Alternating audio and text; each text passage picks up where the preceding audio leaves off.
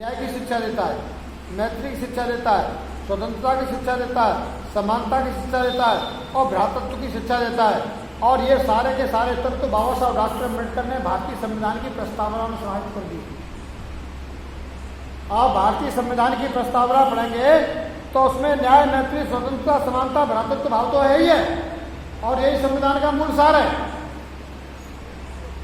इसलिए बाबा साहब डॉक्टर अम्बेडकर ने जो संविधान ड्राफ्टिंग किया, जो भारतीय संविधान जो आधारित है, वो भगवान बुद्ध के दर्शन पर आधारित है।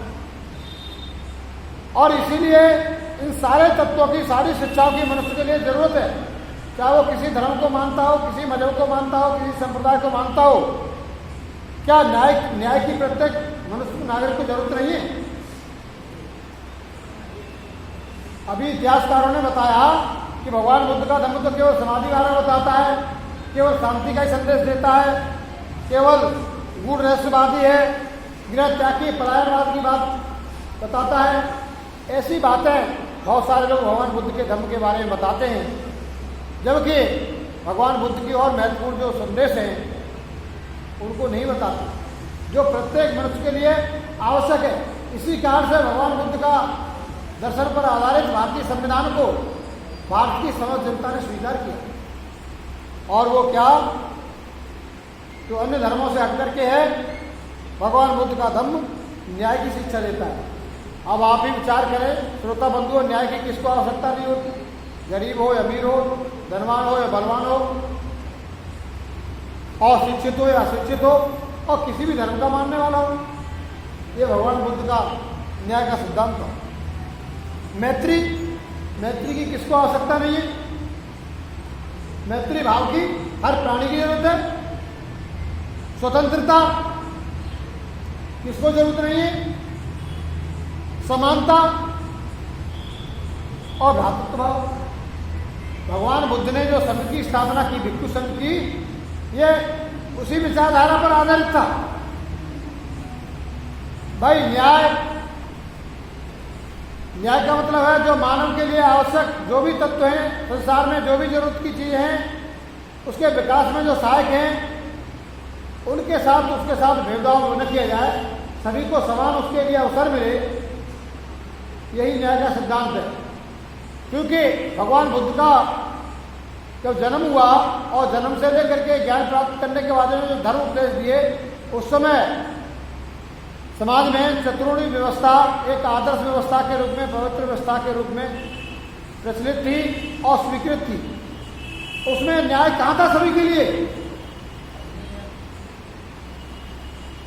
तो न्याय का सिद्धांत भगवान बुद्ध ने संघ की स्थापना करके सबको समान दिया कि इन्हें भी भक्ति करने का अधिकार है। उसमें किसी जाति वर्ग के लोगों को उन्होंने वंचित नहीं किया, स्त्री पुरुष सभी को समान उसमें किया। और जब एक साथ रहे संघ में, सभी के प्रति करुणा और मैत्री का भाव पैदा करके मैत्री का संदेश दिया, सभी मिलजुल करके एक जगह रहते थे, सभी समाज सेवक थे और सभी को स्वतंत्रता थी संघ को छोड़ने की भी और संघ में शामिल होने की भी, और सभी को समानता का अधिकार था, स्त्री हो या पुरुष हो, गरीब हो या अमीर हो, किसी भी जाति का हो, सभी में मिलजुल करके रहने की भ्रातृत्व की भावना थी। ये सारी चीजें भगवान बुद्ध के धर्म में इतना लोक कल्याणकारी जो प्रत्येक मनुष्य के लिए आवश्यक तत्व है, वो सभी संदेश तो दिए। फिर कैसे कह सकते हैं भगवान बुद्ध का धर्म शुष्कता का धर्म है, केवल समाधि सिखाता है, केवल काया खोजी है, केवल रहस्यवादी है? ये व्यवहारिक नहीं है। लेकिन जो लिखते हैं या जो बोलते हैं, उनका जीवन का अंग नहीं रहा भगवान बुद्ध का धर्म। बौद्ध धर्म पर विचार करते समय इन प्रश्नों को प्राय कभी उठाया नहीं जाता। लोग सुनते रहते हैं और वो ये नहीं कहते कि इन प्रश्नों को उठाइए ना, ये भी तो भगवान बुद्ध ने दिया था, जो प्रत्येक मनुष्य के लिए ग्राह्य आवश्यक, परम आवश्यक है। मेरा उत्तर है कि भगवान बुद्ध के पास एक सामाजिक संदेश है। भगवान बुद्ध का धर्म ही एक सामाजिक संदेश देता है, जिससे समाज का कल्याण हो सकता है, समाज को व्यवस्थित रह सकती है, मानव समाज का सही विकास हो सकता है और सभी भ्रातृत्व भाव से मिलकर के रह सकती है। उन्होंने इन सभी प्रश्नों का उत्तर दिया, लेकिन इन सभी प्रश्नों के उत्तरों को आधुनिक लेखकों ने दबा दिया। इसलिए जब तक हम बाबा साहब डॉक्टर अम्बेडकर द्वारा लिखे हुए धर्म ग्रंथ को नहीं पढ़ेंगे, हम भगवान बुद्ध के धर्म को नहीं पढ़ सकते, नहीं समझ सकते। इसलिए हमारे विद्वान बाबा साहब की बात तो करते हैं, और धर्म की बात जब आती है तो वो साइलेंट इसलिए हो जाते हैं कि उसके विषय में गहराई से जानकारी नहीं है, अथवा जो और साहित्यकार हैं जिनका भगवान बुद्ध के धर्म से जीवन में कोई सही सरोकार नहीं रहा, उनका व्यवहारिक धर्म नहीं रहा, वो लोग व्याख्यान करते हैं और हमारे लोग उनसे गुमराह हो जाते हैं कि इतिहासकार बोल रहा है, तो उसकी बात सही है। इसलिए धम्म बंधुओं, मैं इस छोटी सी धम्म देशना से संदेश देना चाहूंगा कि भगवान बुद्ध के धर्म को समझना है तो बाबा साहब डॉक्टर अम्बेडकर द्वारा रचित इस धम्म ग्रंथ को ही पढ़ना है। भगवान बुद्ध का अपना वर्गीकरण भी था। क्या वर्गीकरण था?